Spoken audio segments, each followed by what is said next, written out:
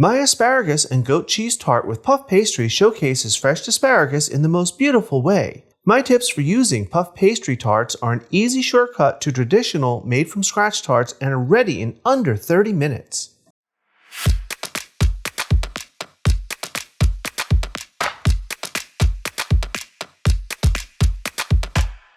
Hi everyone, welcome to today's episode of Let's Celebrate TV. I'm your host, Peter Lee. Today, our celebration is all about tarts. So let's get started. What is a tart? You're going to think that a tart is a little sweet dessert. Sometimes they're round, sometimes they're square. Today, we're going to go in a more savory direction because a tart can be anything on a crust, really. So today we're going to make an asparagus and goat cheese tart. The first step I did, preheated my oven to 400 degrees Fahrenheit, which is 205 Celsius. Now we're going to start with the filling first because we want these flavors to come together, and that's one of the keys to a good tart, the filling. We're going to start with goat cheese. So in my bowl, here I have 4 ounces or 113 grams of softened goat cheese, and that's very important. You want this at room temperature and nice and soft. Right in our bowl. Next is cream cheese. Same amount, 4 ounces, 113 grams, also softened.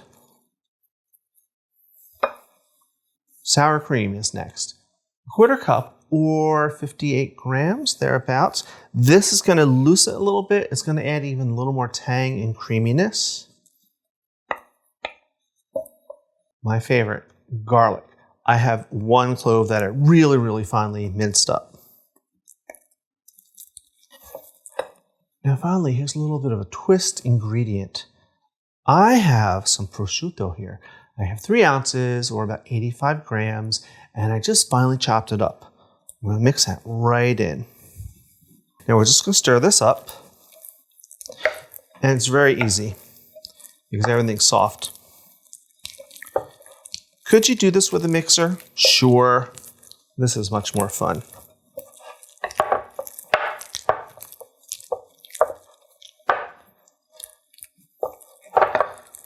Now we're going to put this aside.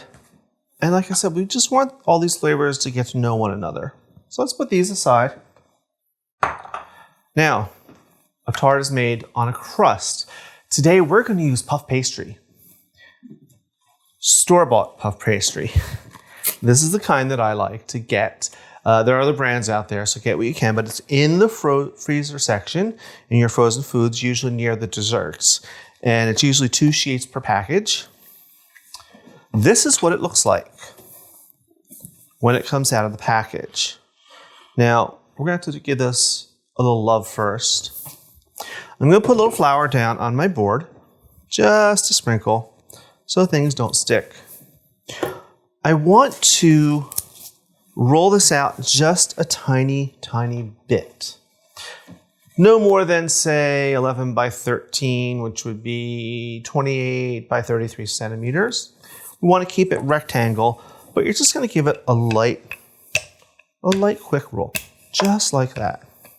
You don't push down, it's just a quick little, if it's not exactly perfect, it's fine. Now I'm going to put this back here on my pan. I've lined this pan with parchment paper, and this is going to keep everything from sticking. Just put this back on, just like that. All right.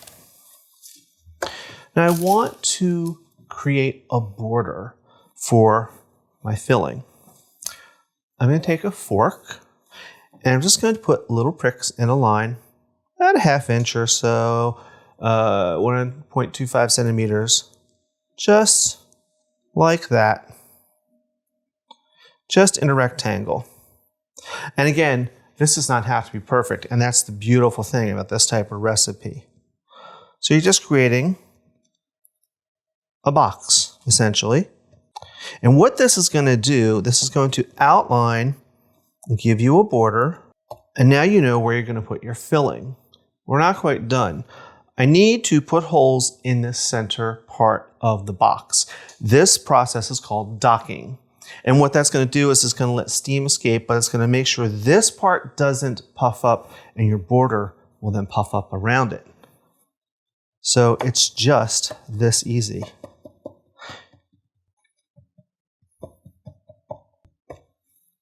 Simple. Let's get back to that filling. This is one of those great, I get to make a little bit of a mess. So we're just going to spread this in.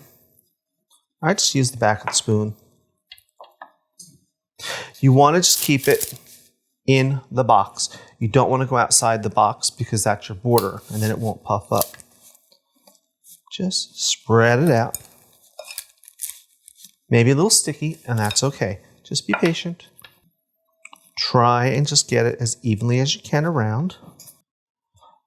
All right, we've put our filling in. I did grab a knife just to give a few little delicate tweaks. You can do that too. Use an offset spatula if you wanted. But you just want to keep it in the box. Now, the asparagus. You can't have an asparagus goat cheese tart without asparagus. I have a beautiful bunch of asparagus, one whole bunch. Now all I did was I gave them a rinse and I trimmed the woody edge off at the very bottom. So we're just going to arrange these kind of delicately. These are not very thick, so I didn't bother blanching them or anything. If you can only get really, really thick asparagus, you might want to blanch them for 30 seconds or so beforehand. We've talked about blanching. And we're just going to lay these out. You may not use the whole bunch of asparagus, and that's okay too. Here we go. A couple more. All right. One more step. I want to give this edge a little help. I want it to be pretty too. So I have an egg wash. What's an egg wash? This is a single egg with just a splash of, you can use water or milk or cream. I happen to use cream today because I had it. Just a little splash, and you beat it up, and then you can brush it on things and it makes them golden brown. So we're just going to lightly brush it right on the edges.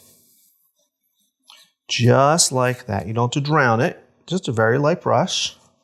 So when this puffs up, it's going to have a brown, shiny look to it.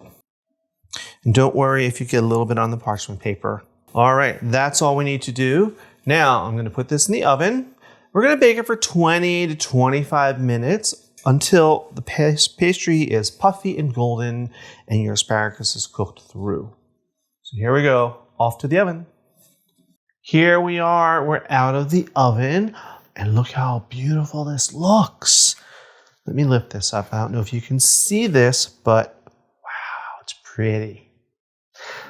So we've done this today with asparagus, but you know, you could take this in 100 different directions. You could make this with mushrooms and onions, or peppers, broccoli rabe, all kinds of things limited to your imagination. So let's give this a cut and then give it a taste. Now I've got my nice big chef's knife out to cut this. If you don't have a knife this big, I'll leave you a link. But you can also use a pizza wheel. I think everyone has a pizza wheel. But I'm going to use my nice big knife today. So we're going to start right in the center. And I should say, this has been out of the oven resting for about 10 minutes. It's still warm, but you could serve this at room temperature. It's perfectly delicious.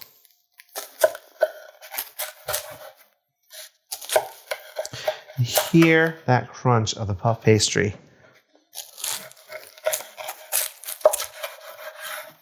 Wow. All right, I'm going in.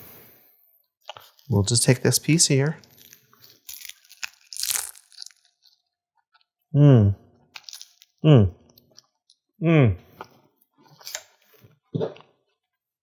That's good. The asparagus is nice and tender, but I'm getting the prosciutto and the garlic underneath it. There's all that creamy cheese, and of course a nice crispy puff pastry crust. Need a little vino. So, as always, we will see you on Tuesdays for our regular episodes, Fridays for Cocktail Fridays, and every other Sunday for our live streams. So until next time, I'm going to devour this, and I want you to watch some of these episodes over here. Cheers.